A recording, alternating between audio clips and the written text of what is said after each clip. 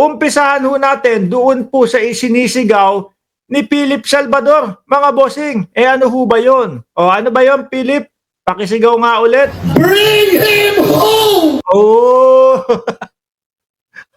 Hanggang ngayon po kumakapit pa din si Ipe Salvador sa bring him home. No? Bring him home! Ulit nga, Ipe. Isa pa, isa pa. Bring him home! Bring him home! Alam niyo po, mga kababayan, no? Sila Ipe, 10 ng kasama niya diyan sa PDP. Alam ko po, alam na nila na malabo nang mapabalik si dating Pangulong Duterte sa Pilipinas. Hanggat hindi po natatapos yung kaso at hanggat hindi po nagiging hanggat hindi po tawag dito, naaabsuelto ang dating Pangulo. So ito pong pabing na mauwi ho, ginagamit na lang po nila to, no? Ginagamit na lang po nila to sa kandidatura nila. Yung tipo bang Malaninoy style. Di ba?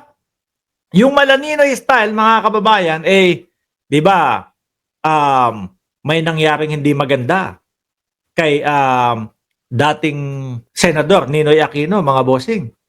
Yung namatay doon sa tarmac ng eroplano. Tapos umangat yung kandidatura nung mga kakampi o yung mga dilawan kung tawagin dati, ng dilaw dati. So ngayon, yan po ang ginagaya nilang estilo ho, mga kababayan. Sinasamantala nila yung pagkaka-aresto sa dating Pangulo, mga bossing. At sisigaw-sigaw sila, bring him home!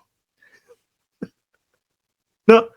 Para nga naman, ipamukha doon sa mga nakikinig sa kanila, ipamukha doon sa mga uma-attend sa rally nila na sila ang solusyon ni dating Pangulong Duterte para makabalik po sa Pilipinas. Ako naniniwala ho ako. Alam na nitong mga ito na hindi na makakabalik si dating Pangulong Duterte. Sabi ko nga ho, hanggang sa matapos yung kanyang hinaharap na kaso or hanggang sa maabsuelto siya. Kaso kapag hindi naabsuelto, mga kababayan, malamang ho ang punta niyan ayun, talagang dun na forever. 'Di ba? Talagang dun na forever, mga bossing. Saan po yung human rights po ng pulis na napukpok? Di yata pinag-usapan, sabi ni De Vinci, Omictin. Isang mabilis nga. Sigaw ka nga ulit, Ipe. Bring him home! Bring him home! Lang yan, doon sa mga ibang mga comment section, doon sa ibang mga nagko-komento, sabi nila, parang hindi naman talaga gusto ni Ipe na bumalik si dating Pangulong Duterte.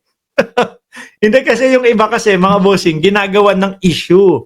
Ano po, yung matinding pagkakayakap ni Philip Salvador kay Hanilet, mga kababayan. Sabi nila, naku, parang ayaw naman talagang umuwi ni KIP, si PRRD.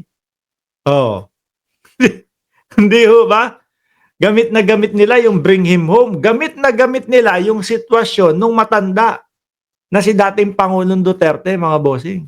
Tingin ko, kahit anong ganyan nila, kahit anong sigaw nila, kahit anong punta nila sa kalsada, hindi ho papansinin ng ICC yan, mga kababayan. Sila sa ICC, naniniwala ako, ang importante ho sa kanila, mga bossing, nandoon na ang dating Pangulo. Yun lang po ang importante sa kanila at mag-uumpisa na po ang pag-iimbestiga at pagliliti sa dating Pangulo. No? Kung yung mga usapin na illegalidad o illegal yung pagkaka-aresto, illegal yung pagpapadala kay dating Pangulong Duterte sa ICC, sasabihin ng ICC dyan, bahala kayo dyan, pag-usapan nyo na lang yan sa Pilipinas. No? Labas na kami dyan. Ang importante, nandito na yung inirereklamo. Di ba? Isa pa nga, Ipe! Bring him home! Bring him home! Parang yung mga kulto. Parang yung mga kulto, sisigaw. Ano ba yung sinisigaw sa mga kulto? Yung mga gano'n. Tapos yung mga tagasunod nila doon o yung mga tagapakinig nila doon sa baba ng entablado, gagaya naman. Bring him home. Ay ba? Malalataho ang boses, ha? Oh. Bring him home! Oh. Meron pang patuldok si Ipi na medyo may pagkagigil. Bring him home. Oh, di ba? Anyway, mga kababayan, sabi ni Gina Tindugan, may napatunayan na ba yang Ipi na yan? Oh, para maging senador. Yun nga ho. Wala. Di ho ba? At eto po, tingin ko mahihirapan sila Kahit na anong gamit nila doon sa sitwasyon ni dating Pangulong Duterte, alam ng taong bayan kung sino yung mga pinabili lang ng suka at kung sino yung talagang wala naman pong alam sa tinatakbuhan nilang posisyon. Sabi ni Domingo Montoya, makakauwi lang si Digong no? Si Digong, if manalo sa kaso niya sa ICC or mategi na siya. Yan, syempre, lalo na ngayon, talaga namang ang edad ng dating Pangulo at yung kanyang sitwasyon, hindi na po malakas at hindi na po nananatiling malakas. Pahina na po ng pahina, no? Yun nga ang sinasabi natin na baka sakali na kung tatapusin nila yung hearing, baka abutan po yan ang dating Pangulo, mga kababayan. Biruin mo, 8 years yun. At ngayon nagsisimula pa lang. Di ba? Full torque. Live po ba to? O live-livean lang? Sabi ni Full torque.